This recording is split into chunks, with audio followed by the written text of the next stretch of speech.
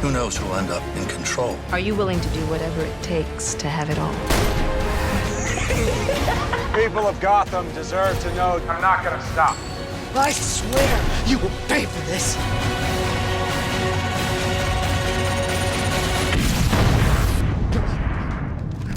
You think you know what I'm capable of? You have no idea. Hey everybody, welcome to What the Flick. We have reached the finale Good job, guys. of Gotham Season Season 1. It's been a long, strange Wow, didn't know if we were going to get here. Francis, Bibbs, Alonso, all happy families are alike.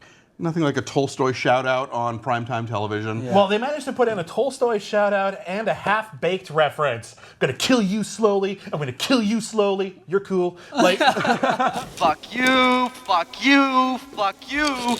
You're cool. That was really weird. Oh, wow, okay. Well, we finally got the full mob shootout that I've been calling for many episodes when I was just wanting them to all to just finally come to this conflict. And Fish Mooney quickly transitioned from being a character that I just thought was a little irrelevant and kind of annoying to kind of badass just with her actions in that one scene. Well, she's gone now. Yeah, she's gone now. We know that, but but they get rid of her in a way where she could come back. Oh, she's definitely coming back someday. Well, she says she's not, but yeah, one day I think she'll. For a cameo someday. We've not seen the last of Ms. Mooney. My thing with my thing is that is twofold. One, we were promised like this big shooting war in last episode. Like, we're in a shooting war, and it's all gonna take place in a warehouse in one day, or off camera. Kind of a rip, but all right. Like you got a rocket launcher blowing up a car.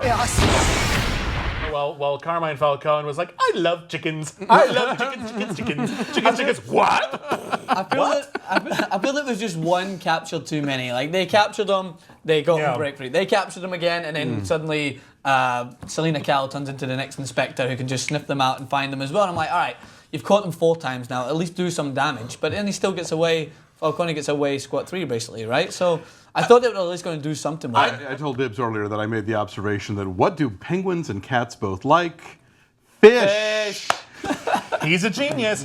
Fish Mooney, you know, she was gone last week. I kind of wish we'd seen her last week because it feels like her whole setup in this episode is really rushed. Yeah. She shows up in Gotham like fucking Jack Sparrow at the beginning of Pirates of the Caribbean. New haircut. I love it. She comes back to Gotham. First part of her plan, bring back the faux hawk. Done. Brings it back. Selina's rocking it. She looks great. She completely undoes all of the character development for Selina over the course of the season off screen in like 10 minutes. Yeah. I know you're wanting this scene of them playing dress up, right? Where they're playing. I don't know that Selina throwing in her lot with Fish Mooney undoes the character development because I think turning on Gordon like that fast, like I don't care if you die. She was willing to throw that guy out the window. I think that she is, if nothing else, I think she's certainly pragmatic. Yeah. And I think also she does not have the moral foundation that, say, her friend Bruce does. So I didn't necessarily look at it as a big leap in a weird direction that suddenly she would fall in with this clearly capable, intelligent and, a charismatic female crime woman as like a new role model for her. That's fair. I thought it was going a different direction, but that's fair too. So we're going back to the whole idea of Bruce being irrelevant in this episode, I felt, because it was just jumping back to like quick scenes where like, what are you doing, Bruce? Or what are you looking for? I'll tell you when I find it. Bang.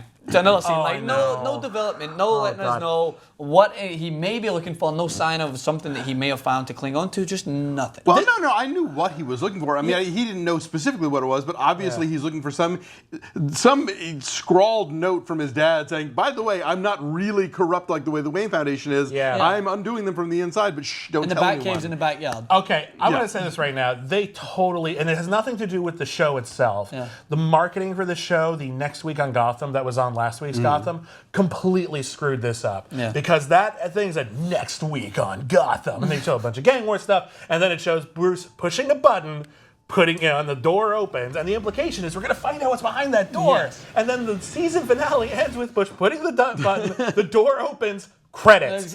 Fuck you! That is some bullshit right there. You can't do that. That would be like next week on Lost. They're going to open the hatch, and then they open the hatch and credits. Fuck you! You can't do that. that. Sucker.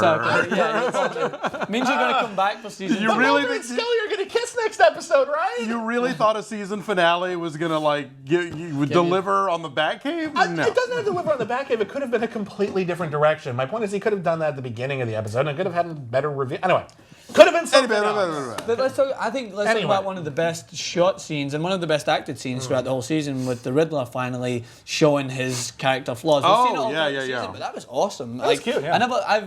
Has the Riddler, this is from the comic book history side, has the Riddler ever had that split personality?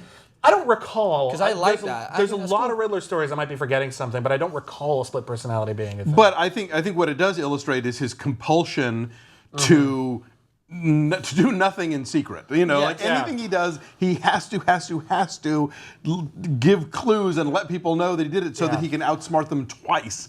And that, I think, that's the inner voice that he can't suppress. The need to sort of share that information. Yeah, I don't think it's necessarily that he has multiple personality disorder or that he even particularly has voices in his head. He's just fighting internally. And he's got the Gollum Gollum disease. He's got the Gollum Why'd you disease. do that? You're an idiot. We've all done that sometimes. Yeah. I'm very. He's the thing I'm most excited about for season 2. I think so. Of all the things they planted, the thing what you're talking about with the reveal, what bugged me in this episode that I just went, oh, stop it, was Barbara's been through this horrible situation. She needs to go to trauma therapy, but the only person she'll talk to is Gordon's current girlfriend in Barbara's apartment. No. It was like no. She reminded me of like the Gone Girl meets The Shining. Like she was just crazy. She was like trying to get through the bathroom door. I was just expecting her to stick her face in. I was thinking that too. Yeah. I was amazed they restrained themselves on that one. Even if Lee didn't think her life was going to be in danger, she should have known better anyway. And I love how that one line they justify for why she feels like she can say yes. Like, well, I've had some trauma training. No, just say you haven't, Lee. You're under no obligation. And you're in a position to sign a form and get her put in Arkham or something. Somewhere for observation for 30 days. Why is she coming in to use her as a doctor anyway? And is that not what hospital's for? I thought she was to deal with police work. And she's rich. Oh, okay. So she gets her own private doctor. It doesn't. None of that works at all. Public hospital. I appreciated how absolutely batshit insane she went. That's not where I thought they were going with Barbara at all. And I was just like, neat. Like someone even tweeted. Yeah, like, that I buy. Someone even tweeted, is Barbara the Joker? Yeah. I was like, kind of neat actually. I wonder if we could do that. I said it way back. I always imagined that one of Jim's girlfriends was going to go off the edge. I was going between both of them because I think Lee's thrill for investigation and violence and being involved in the case led me to believe that she could start to turn a little bit cuckoo. But I didn't see Barbara. I just figured she was setting her up as a victim. Like every time she was like, "No, I'm going to stay," and then I thought, "Oh, you're a goner." But you know, she survived the season, so hooray for that. Yeah. You know, and then Harvey, I love the even if it was a half-baked reference, I love the idea that Harvey is so morally gray that like, I'll let you live because you're fucking Harvey. You're not going to do it. And it was like, when you see his face, he was like relieved. He doesn't care that everyone else, his partner's going to die. He's like, you're dying. He's like, dodge that ball. The Fish Mooney's end is an interesting sequence because it feels like we forgot about Butch's whole reprogramming for like multiple episodes just so we could use it now. And then there's that moment, it's like, I don't mind that you shot me, Butch. Really? Yeah, but really? I didn't know you were that close. Holy shit. Smart thinking from Butch to find a loophole in his robotics. Yeah, I'll shoot her. And then I'll shoot both of you guys. Yeah, I agree. It was that I never quite bought that plot development, but they at least brought it around to somewhere interesting where he's like, hey, it's very Manchurian Candidate almost. But the moment that I just couldn't believe they didn't go for was he pushes Fish off the building. Okay, great. Then he gets on the ledge to go, Butch doesn't go, I was so waiting for that. Right? Yes. He didn't tell him not to push him. Like, he could have totally done that. Weird. So we're now going into season 2 with ostensibly no fish, based on what we've heard in the press, plus unless she could swim. Well, when she shows up in season 3 with like a piece of seaweed in her hair, fish know how to swim. But no, we will ostensibly come back to the ball with no Fish and no Maroni and a retired Falcone. Yeah. So are we going to have a whole new mob family, or is it just going to be Penguin running everything? I think it's going to be Penguin trying to.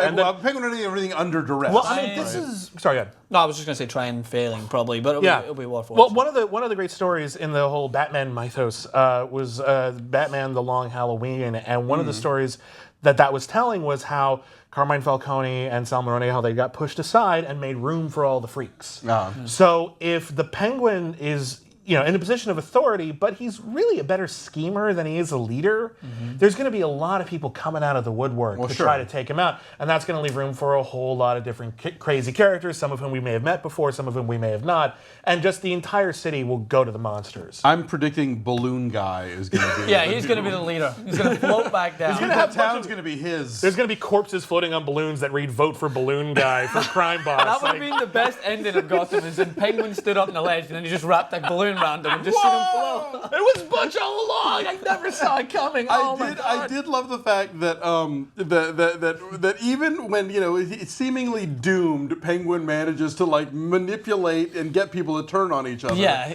Wow. In a corner, can I just say one you thing? can still do that shit. You're so good at it. Gag him, because he knows everyone's buttons. He's so good. Yes. All I had to do was just say, there's going to be you guys are going to be fighting for power, right?